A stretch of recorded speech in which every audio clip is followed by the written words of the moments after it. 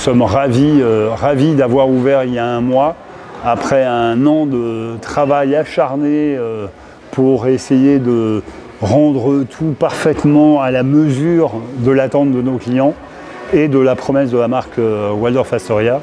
Donc nous sommes enchantés à la fois d'avoir ouvert et d'avoir accueilli nos premiers clients depuis quelques semaines. Écoutez, c'est d'abord beaucoup d'honneur, je dois dire, pour la marque Waldorf Astoria d'être installée au sein de la tour Mohammed VI, qui est évidemment une tour qui rayonne d'ores et déjà au sein du Maroc, mais aussi en dehors du Maroc. Donc pour nous, c'est une opportunité de nous joindre à ce rayonnement international et en même temps d'avoir la première fois la marque Waldorf Astoria représentée au Maroc de façon aussi iconique. Notre souhait dès le départ a été de dire voilà, on crée un hôtel iconique, une marque iconique dans un bâtiment ultra moderne, mais en intégrant tout ce qui est lié à l'artisanat, je devrais dire d'ailleurs aux artisanats marocains, en passant par le zélige, en passant par le plâtre sculpté, en passant par la damasquinerie. Voilà, tous les artisanats, et je ne les cite pas tous, mais sont présents au sein de la tour, au sein de chacune des chambres et suites de l'hôtel Waldorf Astoria. Et cela confère une expérience réellement au client, une immersion du client dans le Maroc d'aujourd'hui et dans la modernité du Maroc d'aujourd'hui.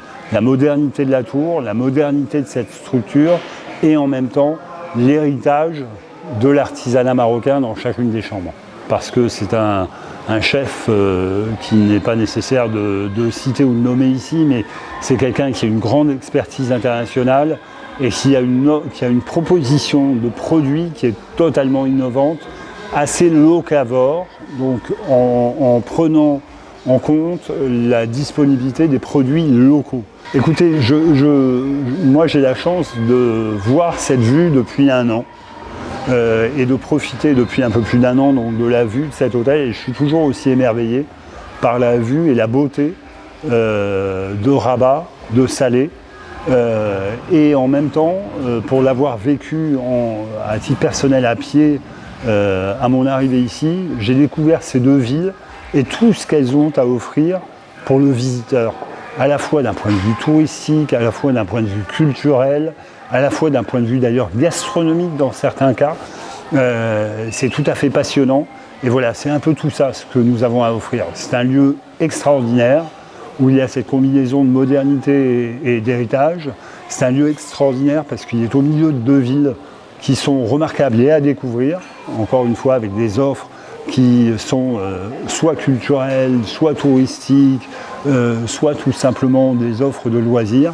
Évidemment, dans une capitale essentielle dans le monde, et notamment en Afrique aujourd'hui, qui est la ville de Rabat, avec tout ce que cela confère de centre de décision.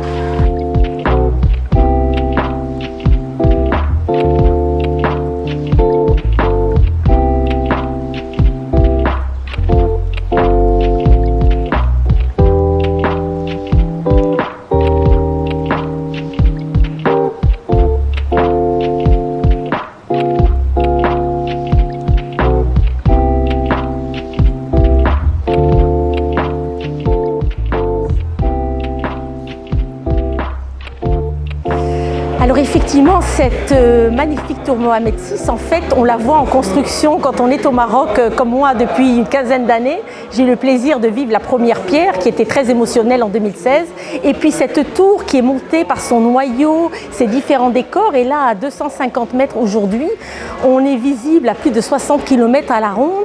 Et je dois dire que tout le monde observait la tour. J'ai eu le plaisir de me rendre à Tanger et d'avoir des Tangérois, quand ils prenaient le TGV pour se rendre à Rabat, qui observaient la tour et qui posaient des questions. Pourquoi cette porte monumentale? Quelle est la hauteur de la tour? Combien de temps ça a pris pour la construire? Donc elle a vraiment déchaîné un intérêt et une passion incroyable. Mais une fois qu'on est au cœur de la tour et qu'on a le plaisir d'y travailler tous les jours au quotidien, on a une grande fierté, un beau sentiment d'appartenance et ça devient un monument marocain. Bon, je suis française comme on peut s'en douter et je compare des fois la tour Mohammed VI à la tour Eiffel à Paris. Donc la marque Waldorf Astoria, en fait, c'est une marque légendaire qui a plus de 100 ans, qui a ouvert ouvert ses portes pour la première fois à New York, et donc le Waldorf Astoria Rabat Salé est le 37e hôtel de la compagnie, le premier au Maroc.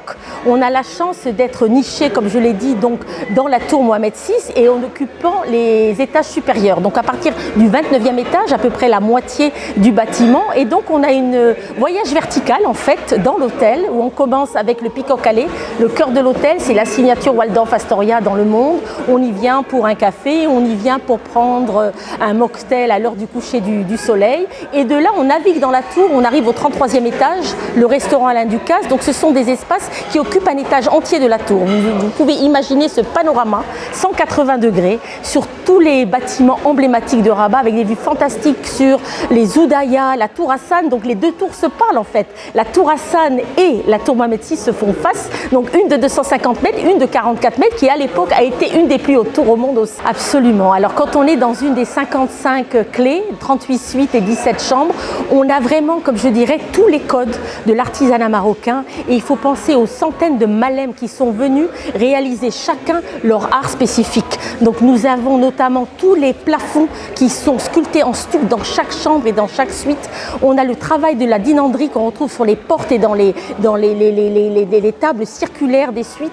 On a cette inspiration de Pierre-Yves Rochon qui a justement repris les codes du salon marocain et les a arrondis pour épouser la forme circulaire de la tour. Donc vraiment tous les codes sont là et bien présents. Les éliges dans les salles de bain, une vingtaine de couleurs de éliges. Donc on a vraiment représenté l'artisanat marocain en le sublimant avec des fois des versions revisitées de formes ou de couleurs.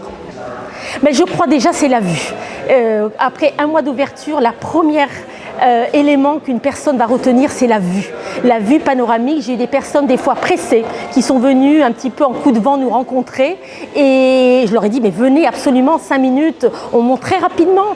Et j'ai vu des personnes pressées qui sont arrivées à Peacock Alley, qui sont restées époustouflées devant ce panorama qui est une vue à couper le souffle spectaculaire.